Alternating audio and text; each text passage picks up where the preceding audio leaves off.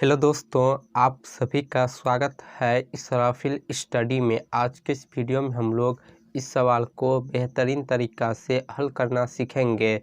तो वीडियो को पूरा लास्ट तक देखिएगा और यदि आप चैनल पर पहली बार आए हैं तो चैनल को सब्सक्राइब ज़रूर कर लीजिए। तो सवाल है दोस्तों, एपी यानी समांतर श्रेणी 7,9,11 ...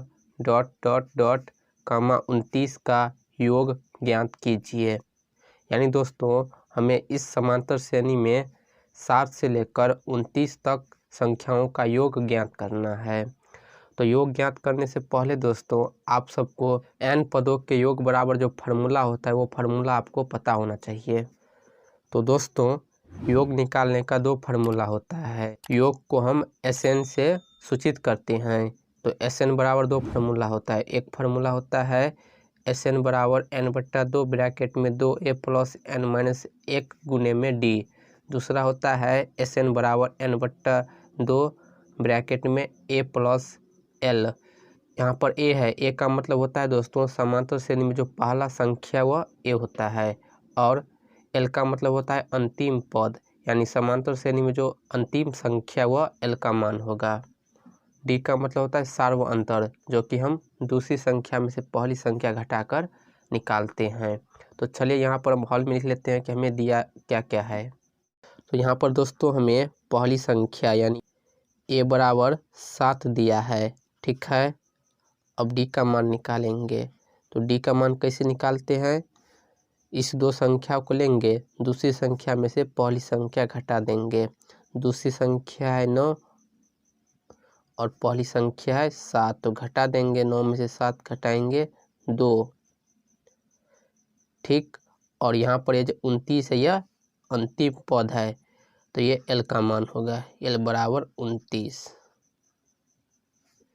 तो दोस्तों योग निकालने के लिए हमें यहाँ पर n का मान चाहिए। तो इस समांतर श्रेणी में से हम nवां पद का सूत्र प्रयोग कर n का मान निकालेंगे। तो nवां पद का फॉर्मूला दोस्तों होता है an बराबर a + n-1 गुने में d, ठीक है।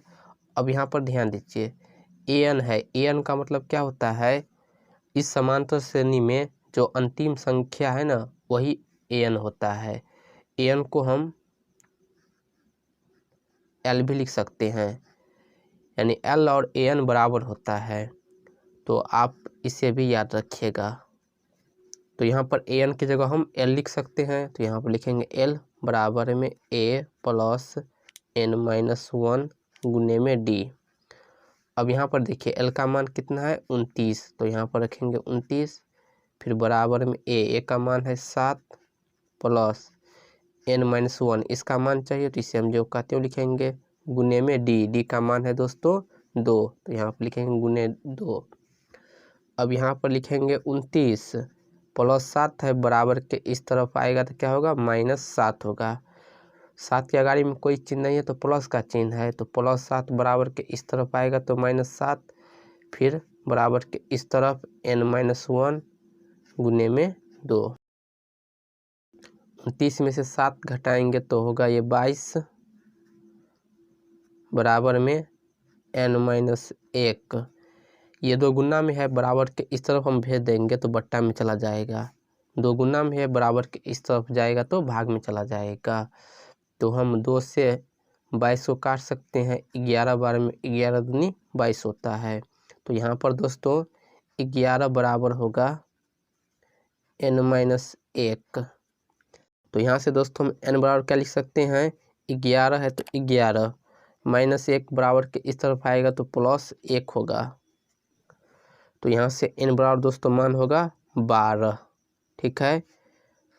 तो यहाँ पर हमें n का मान पता चल गया 12 है। अब हम Sn का मान निकालेंगे, योग का मान निकालेंगे। तो दोस्तों Sn का मान निकालने के लिए हम इस दोनों फार्मूला में से किसी एक फार्मूला का प्रयोग कर सकते हैं। हम इस फार्मूला का प्रयोग करेंगे। इस फार्मूला का यदि हम प्रयोग करेंगे तो जल्दी सवाल को हल कर सकते हैं। तो लिखेंगे, इसलिए Sn बराबर फार्मूला होता है n/2 ब्रैकेट में a प्लस एल।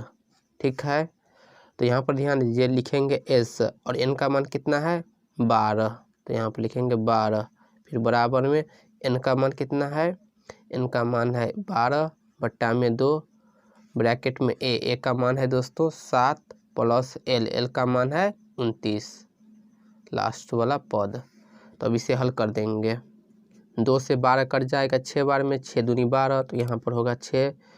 देखिए ब्रैकेट के आगे में कोई चिन्ह नहीं तो गुना का चिन्ह है, 7 प्लस 29 है, जोड़ेंगे तो 36 होगा।